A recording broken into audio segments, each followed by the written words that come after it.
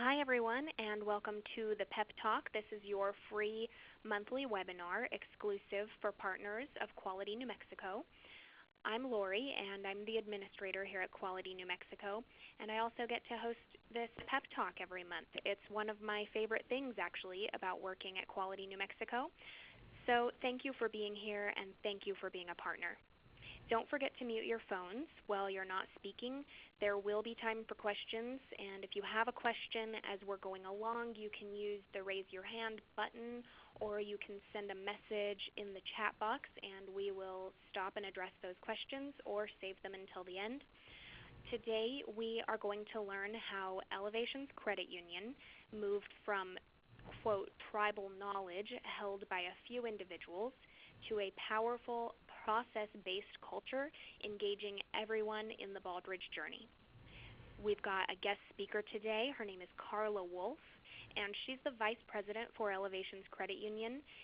They are in Boulder, Colorado, and she leads the disciplines of project management, business process management, and business analysis for Elevations Credit Union. And these disciplines were, of course, fundamental in Elevations' win of the 2014 Malcolm Baldrige National Quality Award. And she has also been an examiner for Rocky Mountain Performance Excellence, which is sort of the counterpart doing what we do here at Quality New Mexico in Colorado. So there's usually some examiners in our audience here, so they know how challenging and fun that work is. Carla, thank you. Welcome to the PEP Talk. We're so happy to have you today. Thank you, Lori. I'm happy to have the honor to share our story with you. And I just got back from New Mexico, so it's one of my favorite places to vacation. I was in Angel Fire and Taos, that area, so it was just beautiful. I love it there. Yeah. Okay, so I'm going to share our story, and I'm more than happy to try to answer questions and see if I can tie our story to your story. I find it easier to just kind of explain our journey first and give you some of the tools and the architecture that we used. So hopefully we can get through some of the mechanics, and some of the slides have just snippets and views of some of our tools, but I'm going to give you a website at the end where you are free to leverage any of our tool set. So I'll give you that website. You can just go there, take a deeper look, a deeper dive on some of these slides.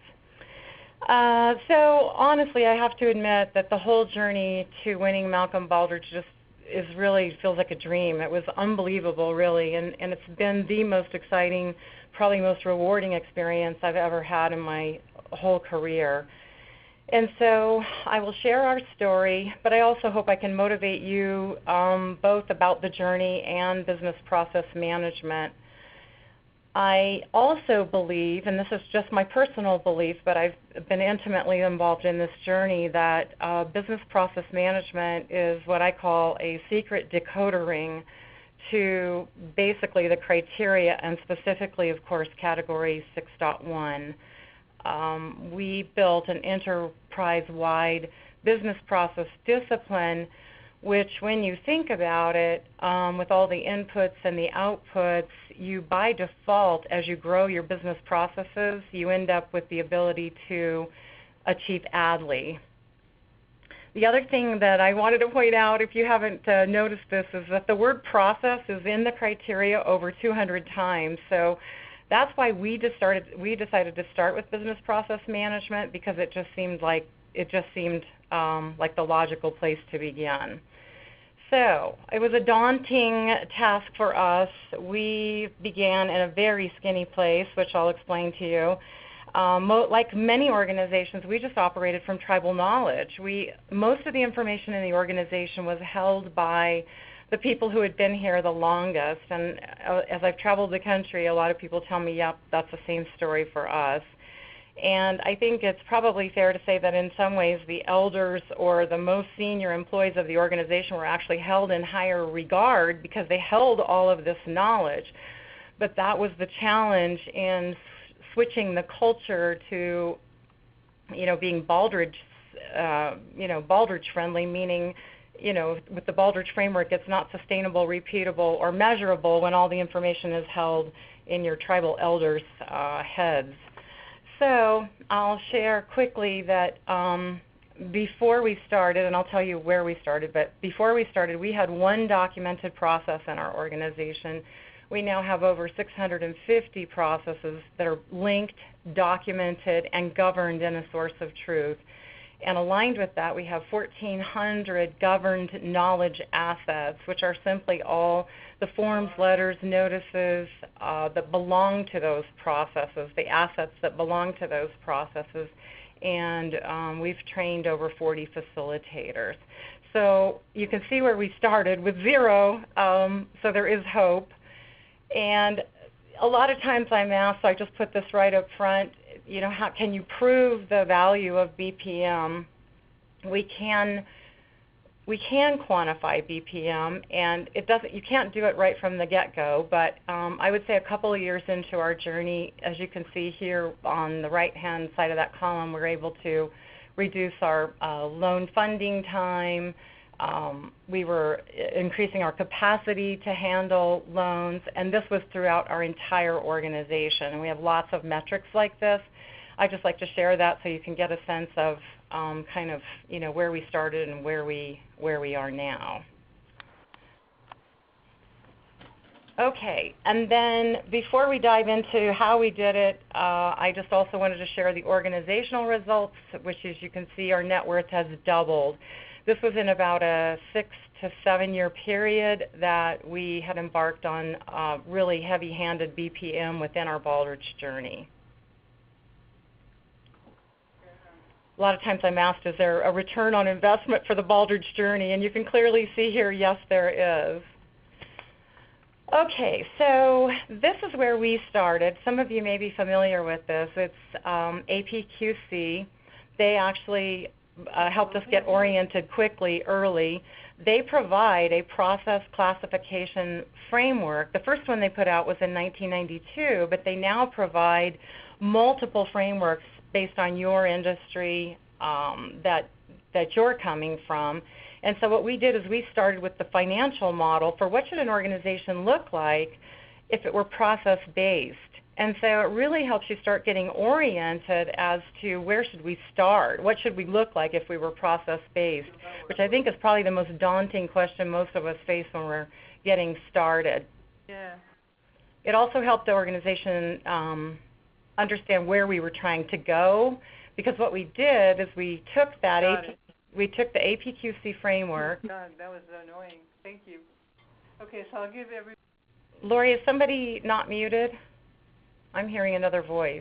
There was some feedback. I think I've got it taken care of. Okay. If we hear any more, I'll keep an eye out for that. But just a reminder to everybody, if you are not speaking right now, not asking a question, please mute your phone. It helps a lot with the feedback, and we are recording.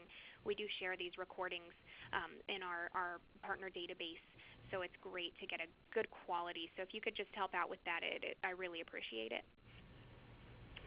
Okay, so rather than scaring our tribal elders to death, what we did is we took the APQC framework, which when you look at it, it's pretty comprehensive, pretty daunting. And what we did is we demystified the whole concept of an enterprise process classification framework, and we turned it into a real fun, simple survey. It made it accessible to everybody. It was a colorful survey, and we just simply called the exercise GOT process. At the time, the Got Milk campaign was, somewhat still had its legs, so we just called it GOT process. And we took the APQC framework, and we did our first scrub through the framework and picked processes that we knew were relevant, particularly to our organization, and skinnied it down pretty good. We then sent that survey to our managers, and we asked them to engage their teams in conversations around the actual processes we had sent to them, meaning, do you recognize them? Is this familiar territory? Do these processes actually belong with your team or with your group? And so the intention was not to make it threatening or scary or right or wrong, but just simply to get people's wheels turning around, what do you think your processes are? And we then let them score themselves with no consequences You can see here on a scale of 1 to 5, do we have process or we don't have process.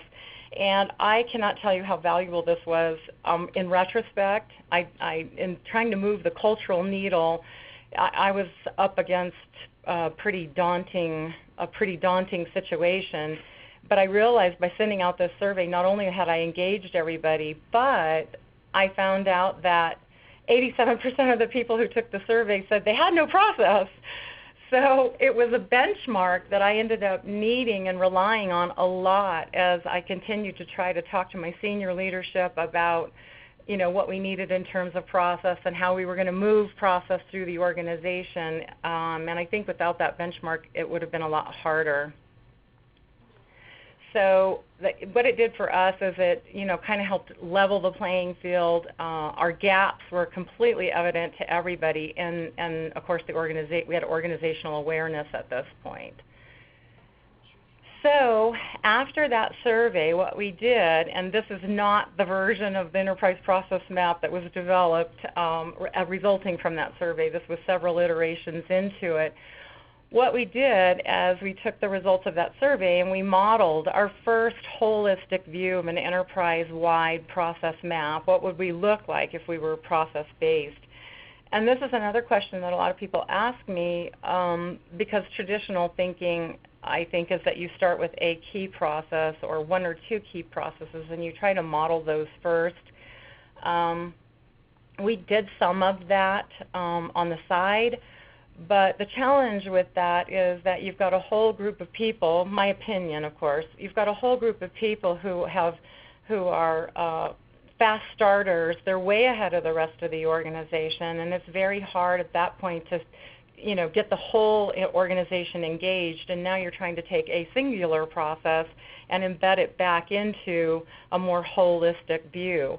So we called this the mall map, and not all the stores were open. Not everybody was open for business, but at least we had placeholders and we had a sense of what was coming. So the managers and the leaders helped me shape this. We started identifying process owners for the ones that were clear to us. Clearly, we open accounts. We know we do that. Who's going to be the process owner? And as this map started to build, we recognized there was value, as crazy as it sounds, in doing it on a life-size scale. So we literally took the enterprise process map in one of our main conference rooms, and we built it as big as the walls could accommodate. And it was fascinating what started to happen because the meeting room was used for other things. As people started having conversations about business problems, they found themselves referencing the processes on the wall and referring to it. So we were starting to, initially starting to move the needle on what does it mean when we're thinking in process and we're working as a process-based organization. And we actually ended up spending about an entire summer then doing the great process trades, the summer of process trades, because as we started to identify the processes, and sometimes we were just using sticky notes to do this, we recognized that we had overlap in the organization, and that sounds crazy, but if you're already on this journey, you know that, and if you're not starting on it, promise you it happens. There's different departments doing exactly the same thing, and they're not aware of each other. So we started, trading the processes, finding the right home for them, building some subcategories, and now people were actually really able to start seeing the idea of a value chain or a value stream because they realized all these processes connected to each other. One, the outputs of one are the inputs of the other, and it just started becoming part of our DNA, I guess is how I would best describe it. The other big aha at this time was that business processes for a lot of people, they think the processes are actually in the software they use.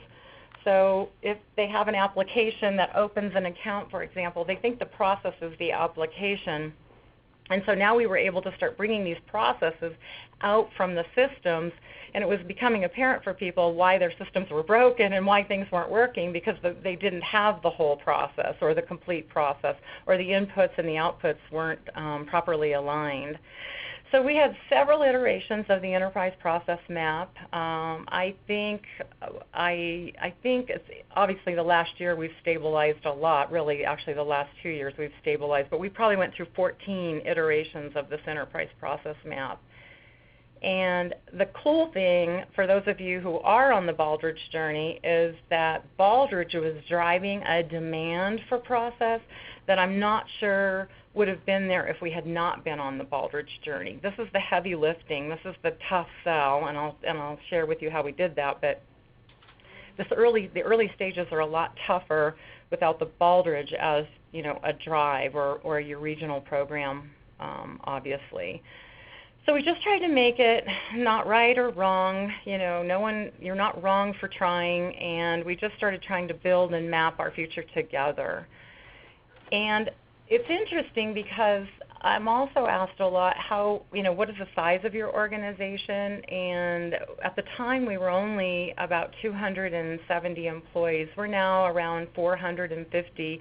When we started this journey, I was the chief cook and bottle washer. I did everything related to process, and now we have a department of 5 people supporting these efforts. So just as a little benchmark for you in terms of your organization and what it takes.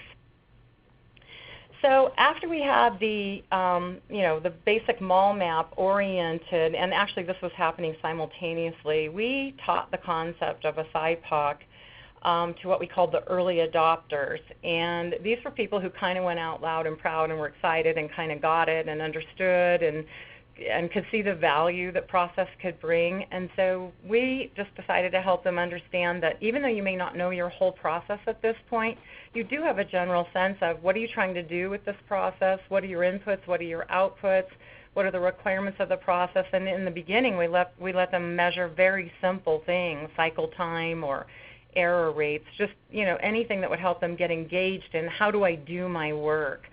But what was nice about the SIPOCs getting built out is that we really truly could start to get that enterprise process map hardwired, because we really did understand which process input, which processes were inputting and what were the outputs. So these SIPOCs were really important without taking a real huge dive into building out flow charts and processes, which a lot of people get muddled by doing that. Building out flow charts that don't have a hard stop and a start and a stop can get really confusing fast. So these SIPOCs were really helpful. It also, again, was a slow introduction, a slow roll into where we were headed with process. We also didn't make it a requirement for people to do this, which was interesting. What we did is we looked, as I said, for early adopters, people who were energized by this and excited by it. And so our story is one of a viral community with process, and I'm going to share, again, additional tools that helped us do that. But no one had to do this work. They were encouraged to do this work, and the managers and leaders who understood the end game, helped promote that as we went. So at this point, we actually started realizing that we were going to have to teach everyone how to build a process, how to actually, elbows in, how do I actually go mechanically build a process? And because I was by myself, I built the methodology that we call our BPM Trackers based on all kinds of other methodologies up there. But up here at the top you can see these are basically our steps. And like I said, all of this is on the website. So when I'm done, I'll give you the link and you can go get all of this stuff. But we put our methodology up here, and we actually started allowing key people in certain groups to start, as they had identified their processes on the enterprise process map, start keeping track of where they were on their journey for development. I really did this because I needed it, because I needed to understand where people were going. But the funny benefit of this was that people actually then, it started getting competitive. So now this was out there, people could see it. They could see what other people were working on, and so the scorecard concept actually got people excited. It was, healthy, fun competition and a lot of visibility. It also helped our senior leaders start to understand what we were up to and what we were doing because they could look at this at any time. Obviously, this is a multi-tab document, and we're just looking at a really tiny excerpt of it. Okay.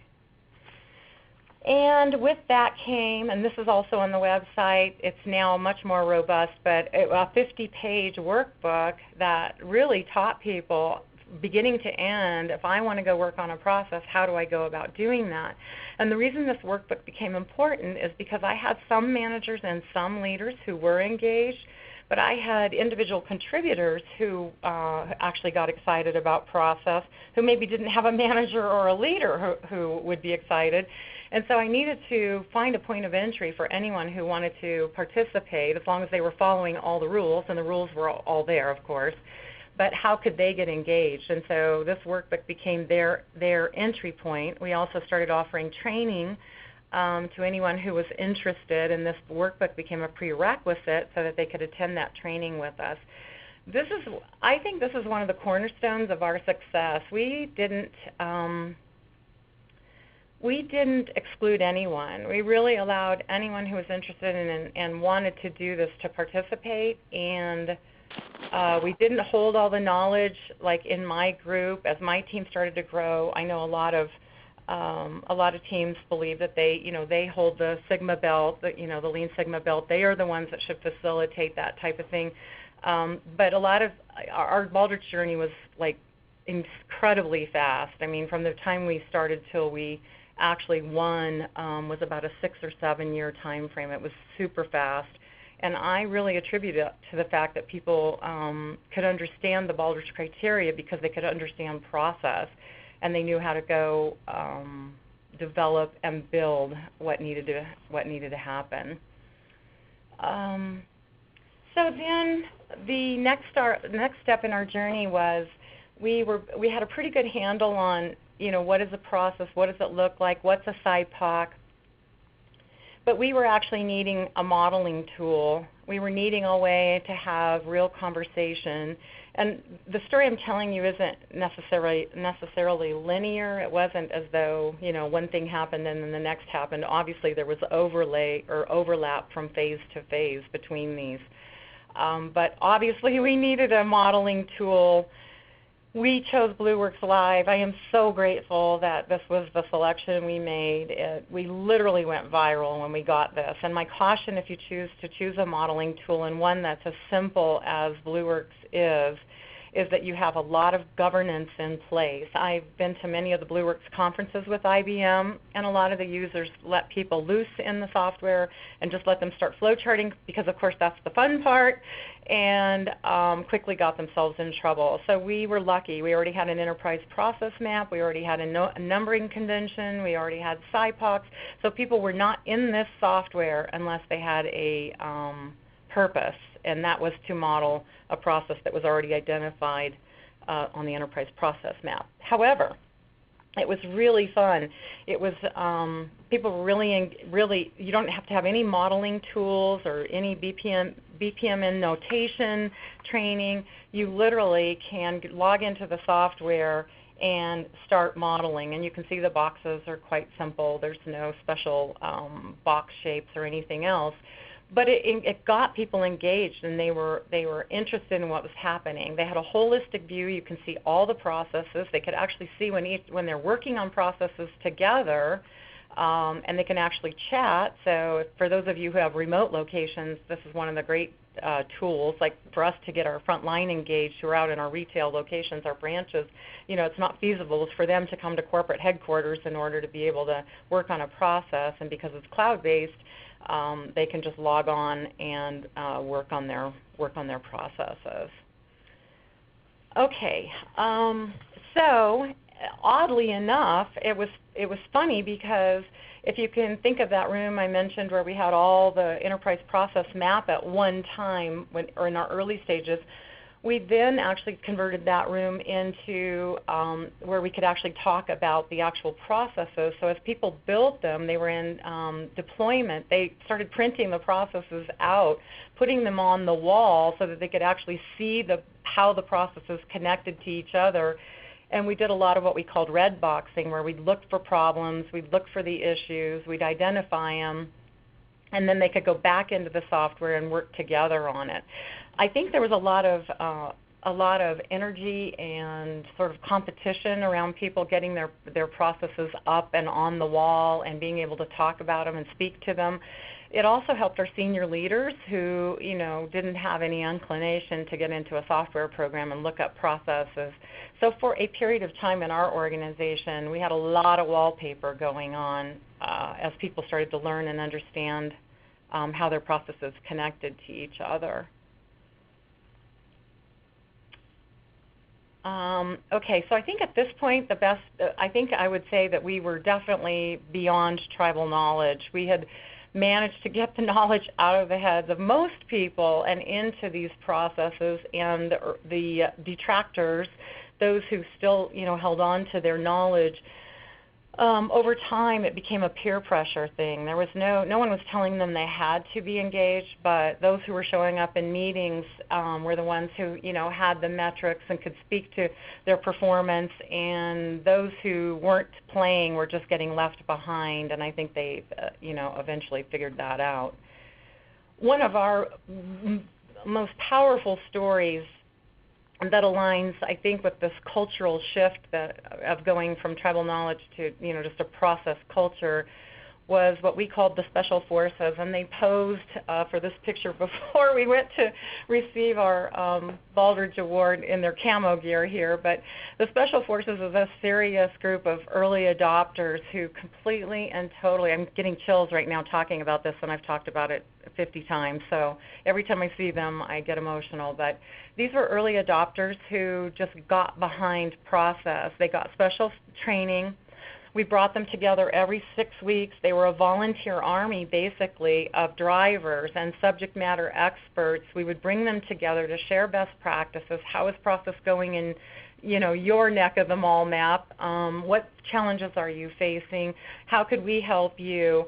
And they were the ones who were given licenses to work in process in BlueWorks. So they were another layer of governance for me in helping manage the development of all the processes. They also became sort of cult heroes within the organization. They were sought out by others as they continued to join. Others started to join the journey, and as people had questions about process, they could go to these special forces, and just basically they share best practices. It was just a way for everyone to come together and keep improving our methodology and find ways to improve what we were doing. And then kind of jumping to the end of the development, of what happened, we realized that in order to truly make this stick inside of the organization, we were going to have to build a published source of truth. And we at the time had a very antiquated, like a lot of organizations have had, like the policy, process, procedure, repository thing, and it was had not been maintained. It was outdated. It was not really truly a source of truth, and it was in that condition before we ever started the journey. So it became a natural driver for people as they started to understand their processes that they would also want to develop their procedures, and with those procedures they would want to make sure they had governance over the assets that went with those processes so that they would all stay tied together. So we rebuilt a reference desk that allowed the special forces through my team to actually publish those processes so that everyone had access. It's just based on SharePoint. It's not a special tool or software or anything. It's just built in SharePoint. And so we gradually started retiring and migrating the old repository of policy, process, and procedure. And we actually did this over 1 year. We gave everybody 1 year to get migrated. And so I think this is a linchpin in terms of keeping process sustainable, which is there is a governed source of truth with visibility to the entire organization that they can see. And what caught people's attention is most people love that procedure, that desk level procedure. Tell me how to do my job. Our training group loves this. And that's what kept process alive, because we didn't let people write procedures unless it was tied to a process. And we took it one step further. The boxes in the process are actually the headers for the procedures. So they're intimately tied, and it really helped us. Keep legs on process. So we now had a source of truth. We weren't just tribal knowledge anymore. I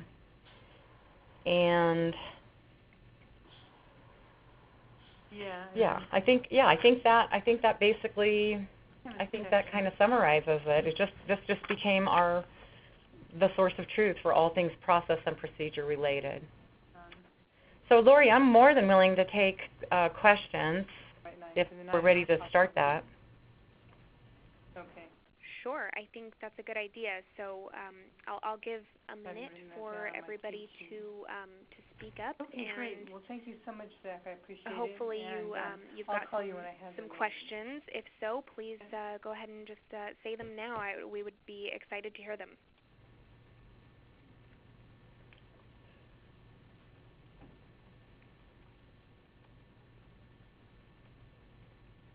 Okay, so not hearing anybody jump in right away, I actually do have some questions for you. Okay. One thing that I was wondering about, so you talk about the early adopters, the special forces. I love that. That sounds like so much fun. The one thing I'm wondering, and it's a struggle that we hear from some of our customers here at Quality New Mexico, and that is, was the CEO, Jerry Agnes, was he really the sort of patient zero, for lack of a better word? Did he take this idea and run with it, or did he have to sort of see the results and then begin to buy into the entire idea of Baldrige? Yeah, I get that question all the time, and it's a good one. And my answer to your question is both. So Jerry brought us the Baldrige journey. He had been at another credit union where they had attempted to do it. He was not in the CEO role, but had struggled doing it. And they had gone hard with I think Sigma, and process just kind of, I don't know. It's just, like in a lot of organizations, it just starts to choke down when it's not available to everyone. And so when Jerry came here, what he did is he set the course. He basically said, we're going to do this, we're going to win, and he wasn't very prescriptive about how we were going to do it. And he didn't set the goal, we're going to win, as that was the only goal. He knew the organization needed a major transformation. And so he was so familiar with the criteria, obviously he felt like it was the right choice. But he really did set us free, and I never at any point in this development of this was I ever told, don't do this, don't do that, more of this, more of that, less of this. They literally let us go. They just let us run. Wow, that's exciting, and it's really exciting to hear about all of the engagement that you were able to get. I think that's something that a lot of organizations struggle with. Kind of, they want to do this, but how to get everybody involved across the organization.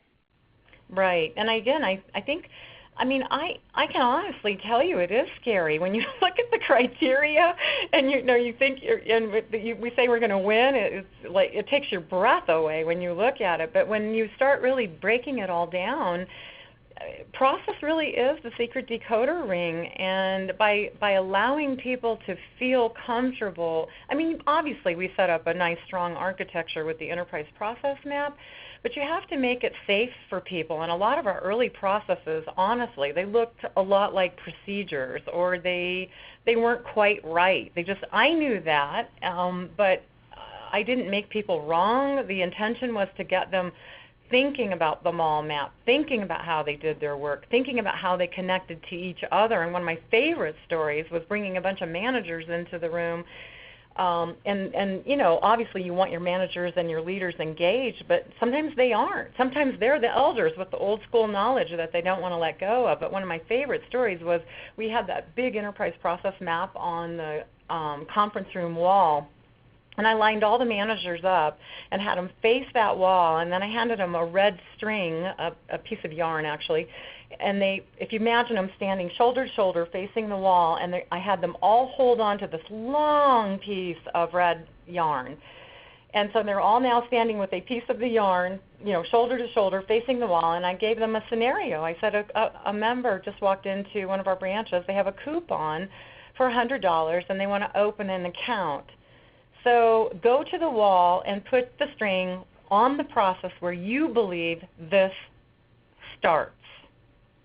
And it was fascinating because they were, fighting and pushing and shoving, and all of them, I mean, you can probably imagine the ending to this story. All of them took the string and went to their process, their area, the place where they live, because that's how people were thinking about it. And so it was a very eye-opening exercise, because we were probably a year and a half into our journey at that point, that people were still pretty siloed up, still pretty protective of their own turf. So just lots of engagement, a lot of exercises like that, getting people to really think outside of the box. And I think the linchpin around, or the glue really was when they started realizing that if they wanted better inputs into their own process, that they would have to help others who are providing outputs. So in other words, I have to go help you make your process better and work properly in order for me to get what it is I need. And so that was part of our viral, the viral cultural change experience, was that those who were doing it were encouraging others to do it. So encouraging but not requiring was really sort of a shift in thinking, and it sounds like that really affected how well this went over with everybody. I think so, but that's my personal opinion, obviously based on our experience, and it's not the way it's typically done, but for us it worked exceptionally well. Sounds like it worked really well. It looks like we have a hand raised. Shayna McCormick, did you have a question? Yes, hi. This was a great presentation. Thank you very much. So I don't even know how to really phrase the question. I've been listening and trying to think of how to phrase it. In essence, I work in an organization as part of a huge organization. I work at San Diego. Yeah. But we really, and I came into this group about a year and a half ago, it's more procedure-driven versus, having a little more of a higher level of the process. So I've been working on helping to get a lot of order within there, and I haven't even addressed, let's try to have a higher level process. So it's kind of like the procedure is there overarching for other documents that are needed to do various work. How would you say, I don't even know how to phrase the question, your processes versus your procedures, and then you have more structured, detailed documents that are required. Right. No, that's a really good. The real details, can get down in what we call, work aids or job aids or something that are even more detailed than your procedures. Right.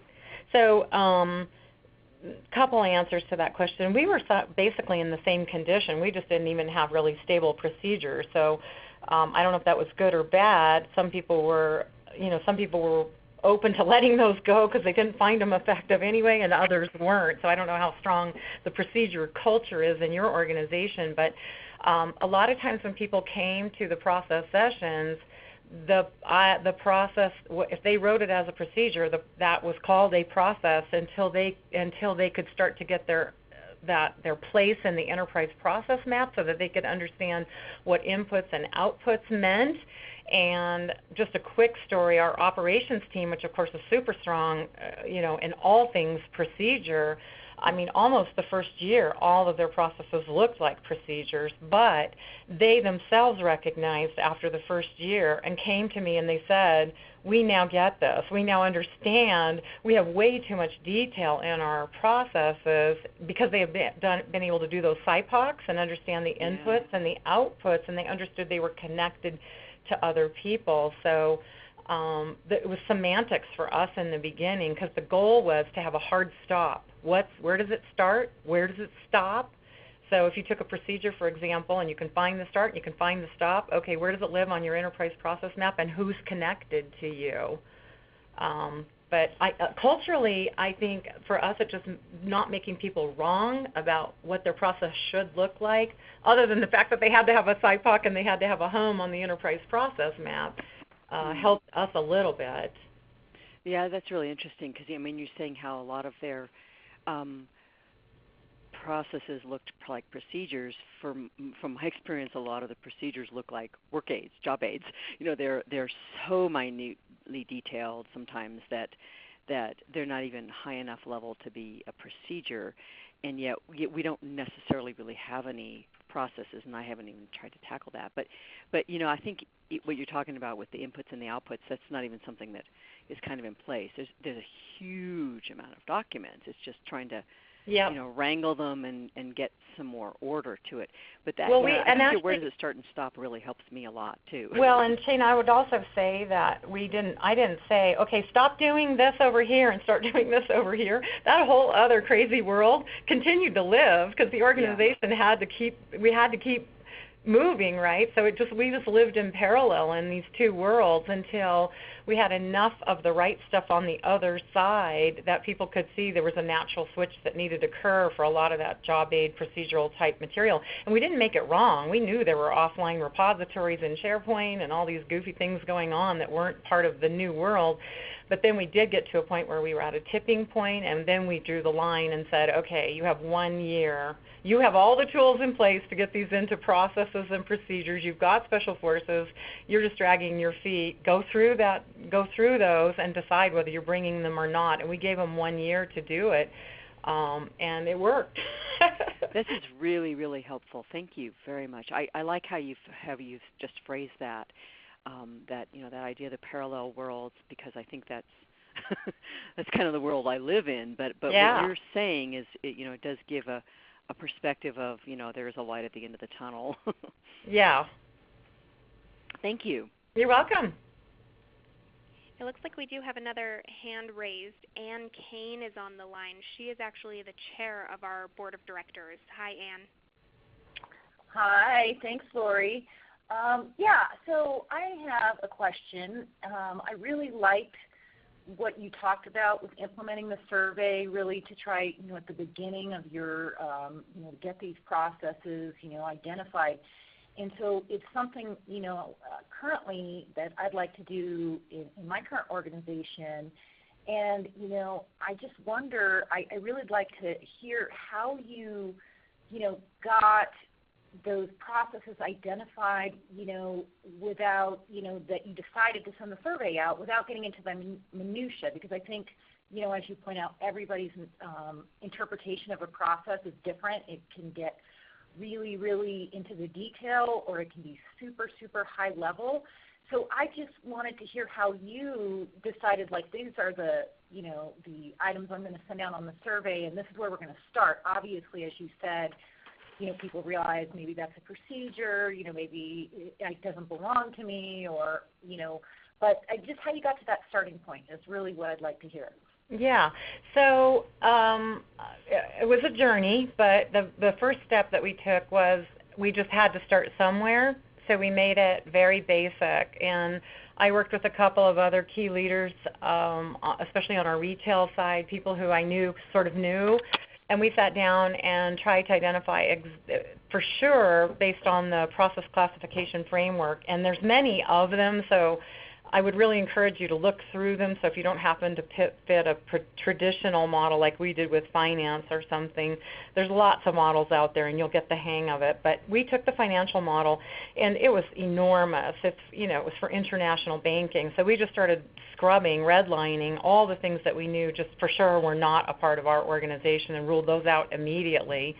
And then things that we knew were a stretch, we knew we needed them, but they were sophisticated processes that we just didn't have in place.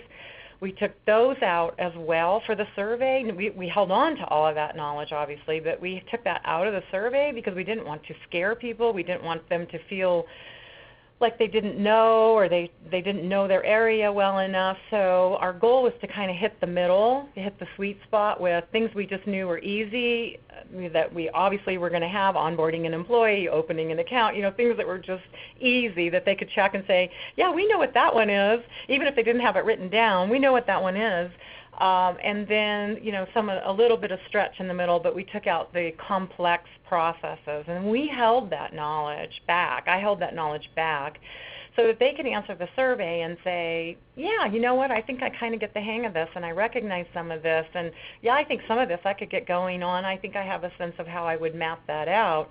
And then what happened was, as they started building out the enterprise process map, and particularly their own subcategories, they started realizing they had missing processes. Their output wasn't going to the right place, or somebody else would come to them and say, do you do X? And they'd say, no, should we be? And they're saying, yes, you should be. And then they would identify, I have another process. So then we released that information from the APQC just on an as-needed basis. So when people would come and say, we're ready to work and we want to dive in a little more on this, can you give us some guidance?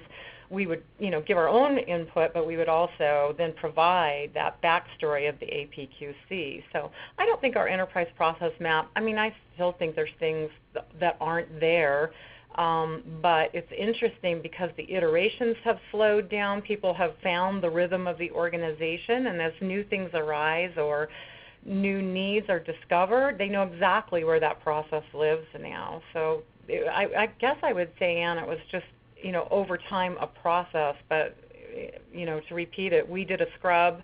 We took out the scary stuff. We left in the stuff we knew they would know. It was not, I don't think anybody had more than, I can look, but more than 20 processes on their list.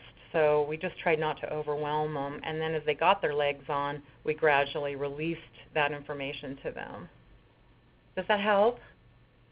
Yes, it does. And just out of curiosity, what are your, organizationally right now, what are your, where did you start in as far as processes, identify total, number, and where are you now with so when we started, as a result of that survey, we had only one person who said, yeah, we've actually got that written down, and they recognized them, but they didn't have anything written down.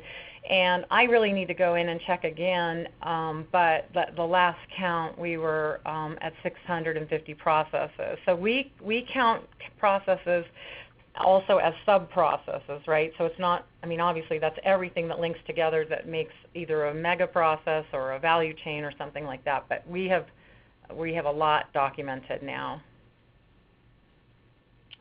Great, thank you. I appreciate your knowledge.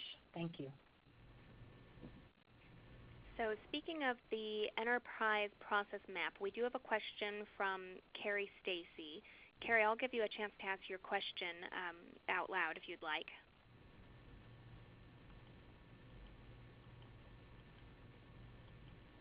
Read it off the screen. Okay, I can look at it. How does the enterprise process map and the source of truth interface with the training and development processes?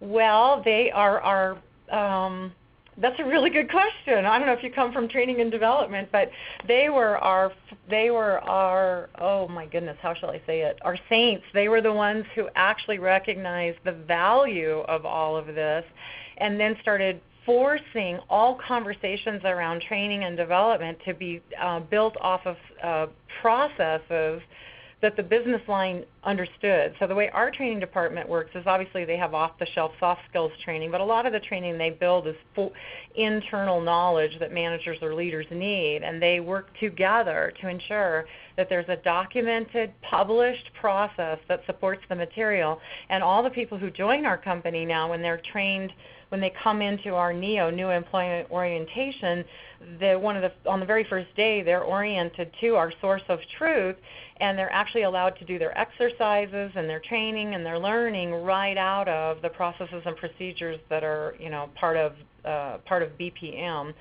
And as time went on, they actually became better subject matter experts, so to speak, than my own team. We had launched the reference desk as the governance for process, but we knew it wasn't, I'm in a a project process group. We knew we shouldn't be owning that, but over time what happened was the training group was so dependent on it. We just recently, in the last 3 months, have now migrated the control of the reference desk itself, the actual published assets, to our training group, and they are now carrying this tradition of procedures and job aids being based in process. So we consult on the process side, process map changes, process consultation, process is broken, I need help with process, but the training group actually administers now our reference desk.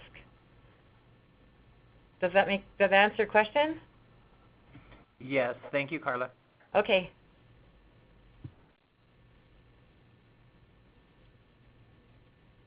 Are there any more questions?